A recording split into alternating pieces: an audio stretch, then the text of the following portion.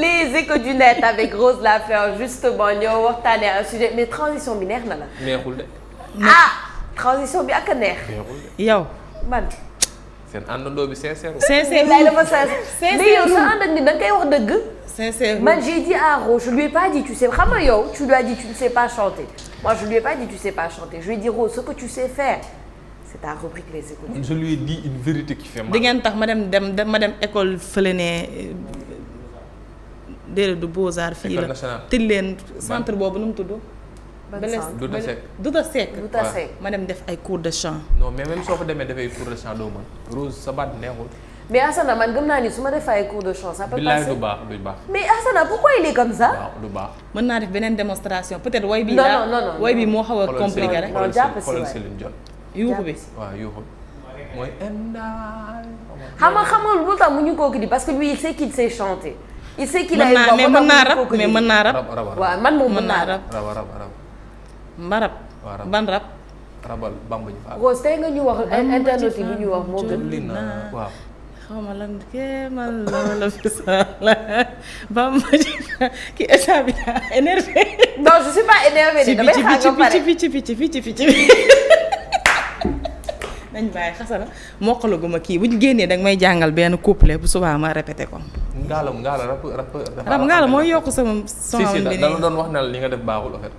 ok d'accord da doon wax li nga def baax na. yàlla baax na. en fait yow xam nga lan moo doon arrangé jamono ji filaawo yi doon nekk filaawo dëgg nga daan dem di naan kii nen noonu. ak nga dem ci yuuxu. ngay dem ci yuuxu rek yow del dem di yuuxu rek. yuuxu rek dëkkal ci yuuxu. style Titi nag mënuma way boobu. non bul dugg ci loolu. Titi c'est la diva. elle est unique. kan kii. yow Titi nga wax de. waaw Titi. waaw Titi benn. waaw tata Titi. Titi yee. waaw des fois day woy tempo boo xamante ni méttiwul bi buy def slow bi noonu. méttiwul. est-ce que doo jéem a def kii nu mu tuddati Kumba Gawla. yow na bëggoo ma sacrilège. yow na bëggoo ma. vraiment je m'excuse à ces légendes de la musique sénégalaise. mais toppandool kii tata Titi toppandool maa ngi jégalu di la baalu tata Kumba Gawlo maa ngi jégalu di la baalu nañ dem ci ko dina balaa ngay tudd keneen. ay feeling problème jigéen feeling ay écho waa kañ écho. léegi nag toppandool jéeba moom day. yow moom yow su ma la toppee yow. toppandool jéeba moom dañ koy autotune. bàyyi naa ko moom mën nañ yow mën nañ dem ci écho Tata Sofia. ayca les échos du net Rose lan la internet yi wax tey ma soo demande. internet yi ñu ngi discuter benn kàddu yoo xamante ni ki nga xamante ni mooy premier ministre Ousmane Sonko yëkkati na ko. concernant certains établissements yi nga xamante ni dañuy interdire port voile bi ñu dem xool benn extrait vidéo ba pare ñu ñëwaat après ñu commentaire ko xool tamit tweet ak commentaire yi nga xam ne tànn nañ ko tey pour Écho du Net. ayca Mass ñu xool vidéo bi ñëwaat.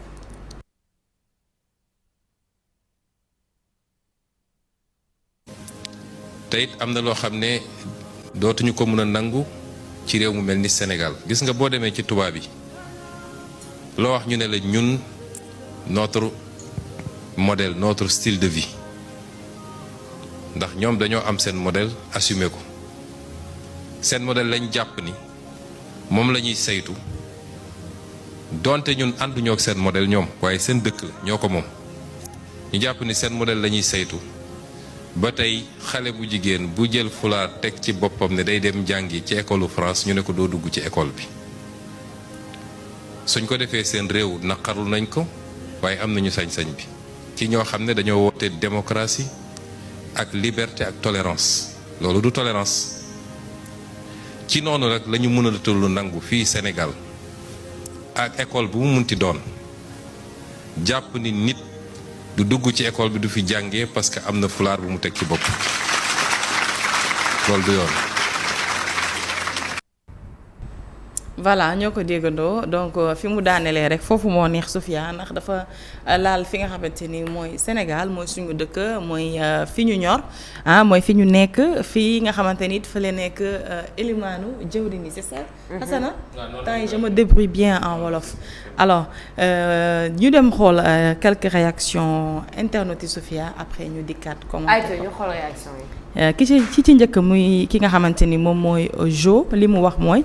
le Premier ministre Ousmane Sonko va-t-il exiger la levée de l'exigence du voile dans les écoles coraniques et internats musulmans? Chaque établissement doit être libre de ses règlements selon les valeurs qu'il désire instruire à ses enfants, et c'est la liberté de culte. Moom Jo ba tey li mu wax mooy le président Ousmane Sonko fait amalgame. Les établissements catholiques promeuvent les valeurs chrétiennes à la base pour les enfants chrétiens dans leurs établissements chrétiens, alors que ce qui se passe en France, c'est une forme de lutte contre l'islam dans des établissements publics. CMF moom nee na Ousmane Sonko a raison. La tolérance a toujours guidé notre vivre ensemble. Le port du voile ne devrait être interdit dans aucun établissement, de même que le burkini dans certains hôtels.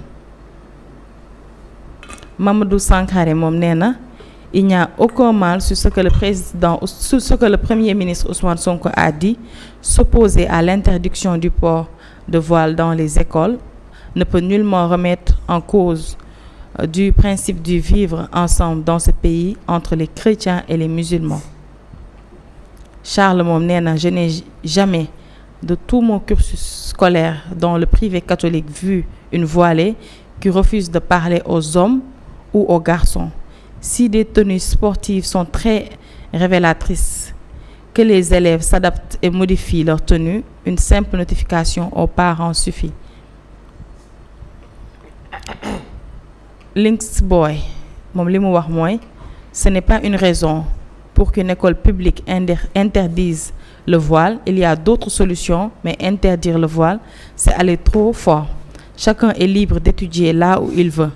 On doit prôner la tolérance, c'est juste ça.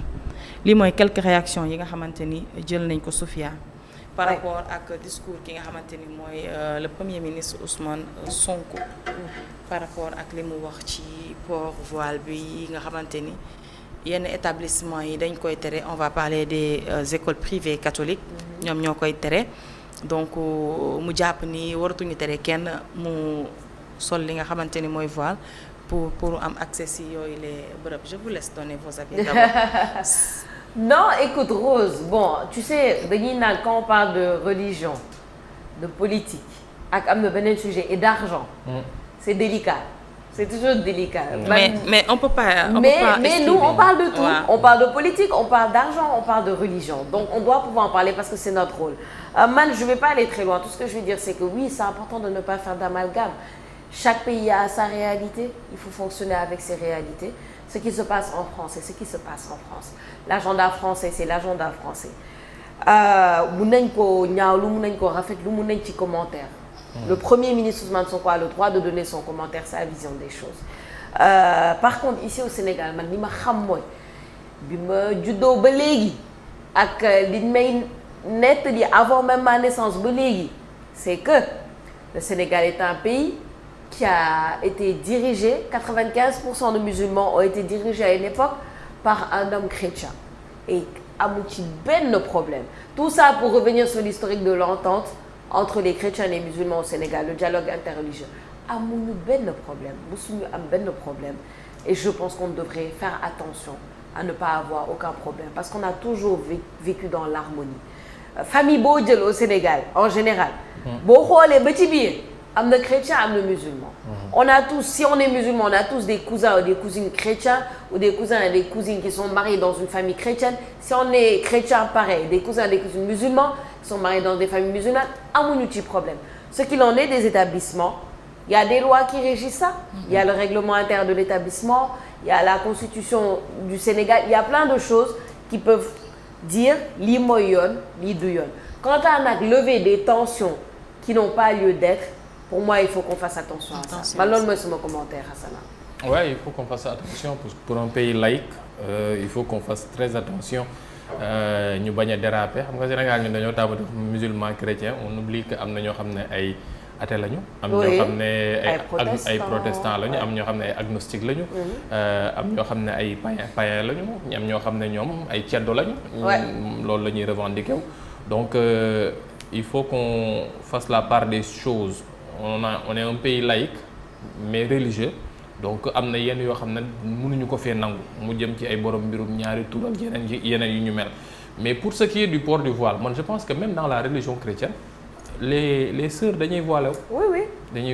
dañuy voilé wu ñun jullit ñi itam recommandation la dañ la wax ne la da nga war a muuru Sophia da nga war a muuru loolu c'est une recommandation divine maintenant pour forcer ko nit nag moom ci non da nga ko war a forcer ou pas xam nga loolu fan lañ ko mën a defee. ci école publique ba nga mën a wax ne déet kenn du forcer nit lii wala kenn du tere nit lii.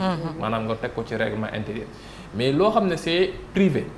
maanaam nit moom moo jël kopparam tabax ko ñëw ñaan la autorisation nga jox ko autorisation jox ko agrément et tout ce qui va avec mu dem tabax defar école am ne man sama école nii lay demee. lii mooy sama règlement intérieur nit ci nangu ko waa ministère di fa ñëw di def seen ay contrôle et autres maanaam kooku su nit ti ñëw di fa dugg si li xam ne moom moo am ci biir kër googu. moom lay respecté. c'est ça. fii man su ma waree dem biir je prends l'exemple de Touba. ñuy sama mbokk yi fa nekk su ma waree dem biir Touba du ma sol déchiré. parce que su ma demee biir Touba sol fa déchiré ñu ne man lii warul dugg ci biir dëkk bi. su may dem biir Touba du ma dugg ci biir jàkka ji jumaa ji du ma ci dugg ak dàll. parce que su ma egg dañ ma wax ne man noonu dàll yi da nga koy summi da nga koy def ci mbuus wala nga wut ko foo ko teg. ba ngay pare su may dugg biir église. du ma summi sama dàll ci bunt bi. dañ ma permettre nañ ma dem toog def li may def déglu li may déglu homélie bi ba pare sooy dem ci yeneen bërëb ak lu nekk loo xam ne dañ ko fa teg bon nag daaray chrétien muy parce que pour ne pas le nommer Sainte Jeanne d'Arc mi xam ne fa la coow li amoon dañu am seen règlement intérieur bopp kuy jël sa doom di ko fa yóbbu laajteel règlement intérieur bi li mu wax su fekkee règlement intérieur bi convenir na la nga dem yóbbu fa sa doom su fekkee conveniru la yow da nga sa doom da ngaa bëgg muy muuru te dañ la ne non foofu mënuñoo permettre ndaw muy muuru école Mariama Niass moo ngi fii. yeneen école ñoo ngi fii yoo xam ne permettre nañu gone yi ñu muuru ñëw jàng si nga jël yóbbu ko fa. mais man nag en fait le débat fi ñu ko yóbbu man je me dis que xam nga lan lay wone. dafa am loo xam ne dañ ko waroon def te defuñu ko muy revaloriser le public gën ko jox gëdd gën ko jox cër. gis nga l'école publique sénégalaise. bu njëkk ba xaw ma ñeneen ñi seen jamono de mais man xam naa ne suñu jamono sama jamono maguma nag mais gis nga soo déggee nit ñun la dañ ko yóbbu privé xam nga lan lañ ciy teg nulaar la. dëgg la. nulaar la loolu lañ la daan wax ñun suñu génération koo dégg ñun la yóbbu nañ ko privé dañ la wax na la bon daa redoubler moo tax ñu yóbbu ko privé. y avait une vision wala noonu lañ ko daan gisee parce que on se disait que tous les meilleurs se retrouvent dans le public. maintenant nag suñu joxee gëdd public normalement. tout le monde peut y venir faire li nga fay def après de manière laïque ku nekk ku heure su fekkee waxtu prière am daa jot mu dem def prière am man su tàkkusaan jotee man ma dem julli sama tàkkusaan su fekkee ne professeur bi may na ma pause loolu rek la nañu may doole école publique bi privé bi ñi fa nekk ku nekk nag sa règlement la man Sophia su ma doon dugg sa kër nga ne ma waa yow sama kër gii nii soo fi duggee da ngay summi sa dàll da ngay toog ci suuf doo toog ci kaw noonu laay respecté suba su ma ñëwee kër ñoom Rose mu ne ma sama kër moo ngi nii soo fiy dugg si amul problème mu dàll waaye soo ñëwee doo ma wax ne ma alma sa code wifi du ma ko laaj parce que xam naa ne loolay règlement bi c'est juste loolu laa am ci xalaat parce que coow bi ba léegi gisuñu ko ci école publique ci privé lañ ko dégg et comme son nom l'indique c'est un espace privé. C'est ça. Non mais je suis presque totalement d'accord avec toi Hassana et puis j'aimerais juste rajouter bon après il faut dire que le stigma maintenant a changé il y a des écoles privées excellentes quand même. loolu bu njëkk ba la voilà bu njëkk ba dañuy naan c'était mais ça. bon maintenant il y a des écoles privées excellentes tout comme le public aussi il faut qu'on revoie le public xool conditions au public voilà il faut daal que chacun et les meilleures opportunités. Ouais. Et puis en fait c'est ça il faut pas qu'on ait peur du débat parce que débattre bon mun nañ débattre et nous c'est notre rôle mais ce que je veux dire c'est que tout en ne pas manquer de respect aux autres. nga wax sa xalaat te doo frustré kenn. Ta liberté commence là où s'arrête celle des autres. man loolu laa am pour ajouter Rose. man j'aimerais bien avoir ta perspective. waaw parce que moom li mu wax lu am solo la mooy ni que école publique bi mooy reflet wu vraiment Sénégal tey boo fa demee. Tu peux voir une fille voilée, une fille non voilée et ça cause pas de problème. loolu mooy wane ni que cohésion bi ñuy wax dafa am entente bi ñuy wax entre les chrétiens et les musulmans ci dëkk bi lu am la lu ñuy dund la au quotidien wax nga ko ku ci nekk ci sa famille boo gëstoo tuuti di nga gis sa mbokk boo xamante ni bokkul ak yow la nga gëm peut-être.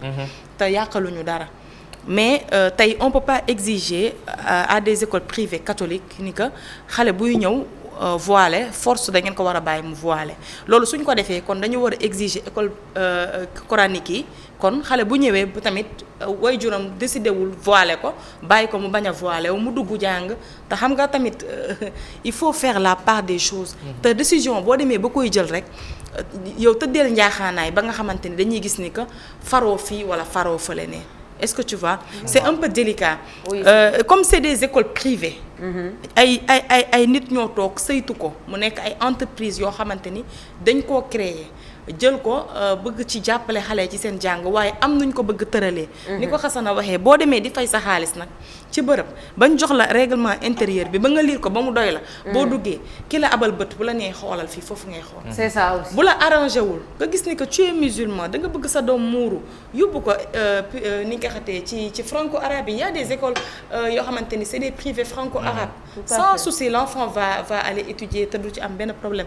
man noonu laa ko gisee Sophia. c'est un choix et puis il faut le dire parce que c'est vrai qu'on a passé benn extrait rek du discours du Premier ministre Ousmane Sonko mais man j'ai écouté un peu l'intégralité du discours et à la fin il a parlé de choix il a dit écoutez c'est un choix il y a rien qui est obligé mais maintenant après peut-être qu'il y a un amalgame bi nga xamante ni relevé nañ ko ci son discours donc voilà protégeons nos acquis man lan lay wax et un de nos acquis c'est qu'on vit en harmonie en parfaite harmonie bu ñu bàyyi benn faille faisons les choses comme il se doit et que chacun fasse ses choix. Je pense que loolu moom c'est important man nag bon à côté de mbirum voile et autres là. damay am leen loo xam ne dama koy maas am na lu ma la yónnee rek su fekkee mën nga ko dugal parce que le président de la République dégg naa ko keroog mu wax ci mbirum nañu defaraat école yi démb itam ci conseil des ministres dellusiwaat na ci je fais la promotion de cette chose parce que dama jàpp ne c'est des personnes yoo xam ne ils sont engagés ils le font de manière bénévole. muy ñi xam ne ñoom ñooy waa Team Ninthé ak waa intérêt général. depuis presque waa intérêt général depuis 3 ans 4 ans ñoom ñoo ngi wër Sénégal di dem ci ay écoles yoo xam ne dañoo am ay problème mu table banc am ay problème mu douche am ay problème mu parce que yenn saa yi jàng bi dañ koy yemale ci toog ci biir classe bi rek wax mais su fekkee douche bi baaxul gone gi du ñëw jàng si su fekkee ne amul sécurité gone gi du xalaat a jàng si institutionnel et ils font un excellent travail par rapport à ça le président de la République nag wax na ne dafa bëgg ñu defaraat école yi da gën koo matal ba mu nekk lu ñoŋ table banc yi xam ne ay 4 personnes léegi ñoo ci toog ci yenn bërëb yi école yoo xam ne li yàlla xam doy na da ngay toog te gis asamaan si nii sa kaw bopp donc te dugg yoo xam ne ñoom wax nañ ko ñoom waa Team Ninthé dañoo fas yéene def benn projet boo xam ne ils veulent réparer les tables bancs fii ci ñaari tali ci Grand Dakar réfection de 300 tables bancs 300 tables bancs yoo xam ne ñoom ñoo koy def ils le font en format crowdfunding donc ku leen ci mën jàppale mu jàppale mais man l'appel que j'ai à lancer c'est vraiment à l'égard de nos dirigeants nos autorités muy le président de la République son premier ministre Ousmane Sonko le ministre de l'Éducation nationale Moustapha Mamba Guirassy le ministre de l'Enseignement supérieur de la Recherche et de l'Innovation monsieur Assad Abdourahmane Diouf ñooñu nañu tourné wu ci ñii parce que bu ñu jàpp ne bénévolat la du bénévolat volontariat la boo xam ne yow soo leen jàppalee ñoom dinañ la liggéeyal li xam ne moom mooy gën a yomb sax li xam ne soo ko doon def appel d'offre beneen en plus de cela tu permets à des jeunes ñu am ay qualifications yoo xam ne dinañ ko jëlee ñëw jàng fa ci période bu weer wala ñaari semaines yoo xam ne dinañ ñëw def benn mbir taf liggéey lu ñuy liggéey suñu paree am qualification boo xam ne ëllëg soo soxlawee menuisier wala nga soxla ab peintre wala nga soxla ab ébéniste wala leneen lu mën di doon nga fekk ne am na ndaw yoo xam ne ñoo ngi fi Sénégal problème bi mooy yenn saa am na liggéey yu ñaax fayda dañ leex na la dañ koy dem jëli ji Guinée Bissau wala leen parce que qualification bi moom moo fi dul am nit yi dañ koy mën mais duñu am këyit bu leen koy may donc man c'était juste mon coup de cœur boo xam ne dama bëggoon lancer ko pour le projet bi xam ne ñoom am nañ ko muy bien-être scolaire waa Team Ninthé ak ñoom intérêt général Pape Samba Dieye Samba Dieye wuy de intérêt général ànd ci ak ñoom Moustapha Guèye Sayu du Profane ak tim niñ ci Mamadou Diakhaté ñoom ñëpp daal taxaw ci ma leen di jox de la force et Sophia après yow di nga dugal sa xaalis Rose dina dugal xaalisam inchallah man dinaa dugal xaalis su ma jotee après on avance inchallah te du xaalis kese la ñuy laajte parce que boo yorul mën nga dem jàppale leen ci nettoyage bi si tu es peintre nga nekk ci localité boobu mën nga dem jàppale leen soo nekkee menuisier soo nekkee plombier électricien parce que y a des choses à faire au sein de ces établissements scolaires te nawet bi ñëw na am na ci école yoo xam ne day senn xale yi bu tawee du ñu mën dugg ci seen salle de classe yi il faut un excellent boulot depuis pas mal d'années kenn mësu leen jàppale dañuy dem ak seen ay moyens de bord vraiment ñu leen di saluer bu baax chapeau à vous. C'est ça, chapeau à vous. Et puis il y a plusieurs moyens de jàppale ñi nga xamante ni ils font du bon boulot comme tu le dis Rose. di la gërëm di la sant bu baax ci Écho du Net on se donne rendez-vous demain. man doyalu ma. waaw léegi après nga ñëwaat nga xëcc see stock amul benn problème. d'accord nga ko maam 6 da ngay andi sa 6 da ngay andi sa 6 stock amul benn problème. waaw d'accord. On est ensemble Rose di la gërëm di la sant ci les Échos du Net Cheikh Hassana Fall dañuy daal di continuer dans la deuxième partie de la matinale Tok Tok Sénégal xibaar yi ci kàllaama wolof ak Cheikh Hassana Fall yi gën a fas yéexatu yëglekaay yi et on va terminer avec votre rubrique du jeudi mais on l'appelle Alla Bay Koppar la rubrique Economia avec Momodou Ndiaye et aujourd'hui on parle des riches. Et oui, les riches en Afrique. Et c'est peut-être une malédiction. Il nous donnera le fond de sa pensée dans quelques instants, juste avant la fin de la matinale. Merci d'être avec nous. On continue. Xibaar yi ci kàllaama wolof ak Cheikh Hassana Fall.